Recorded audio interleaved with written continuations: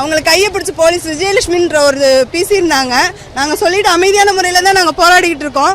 இவங்களுக்கு எந்த ஒரு இடையூறும் பண்ணாமல் 4 நாளாக தொடர்ந்து போராடிக்கிட்டு இருக்கோம்.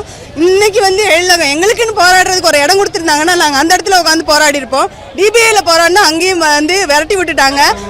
அடித்து துன்புறுத்தி எங்களுடைய சேலை துணிமணியெல்லாம் கிழிச்சு விட்டுட்டு அது மாதிரி தான் அரெஸ்ட் பண்ணுறாங்க. சமூக நீதினு சொல்றீங்களா? பெண்களுக்கு என்ன சமூக நீதி இருக்கீங்க? நாங்கள் பெண்கள் தானே அதிகபட்சமாக போராடுறோம். எங்களுக்குன்னு போராடுறதுக்கு ஒரு இடம் கொடுத்துருந்தாங்கன்னா அந்த இடத்துல நாங்கள் உட்காந்து போராட போகிறோம். இப்படி ரோட்டில் உட்கார வேண்டிய அவசியம் எங்களுக்கு இல்லையே.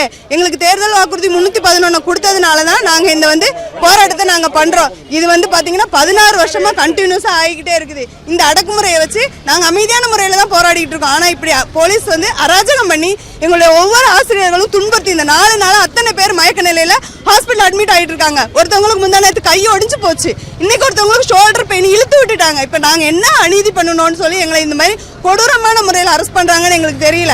எங்களுக்கான போராட்டம் நாங்கள் பண்ணுறோம். மக்களாட்சி உலகத்தில் எங்களுக்கு போராடுறதுக்கு முழு சுதந்திரம் இருக்குது. எங்களுக்கான இடத்த கொடுத்தா அந்த இடத்துல நாங்கள் போராடுறோம்னு தான் சொல்கிறோம். அந்த இடத்தையும் கொடுக்க மாட்டேன்றாங்க.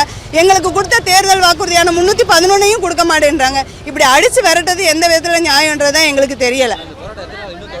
தொடரும். கண்டிப்பாக அரசாணை வர்ற வரைக்கும் இந்த போராட்டம் கண்டிப்பாக தொடரும். எந்த விதத்திலையும் யாரும் பின்வாங்கவே மாட்டாங்க. இது வந்து 16 வருஷ காலத்துக்கான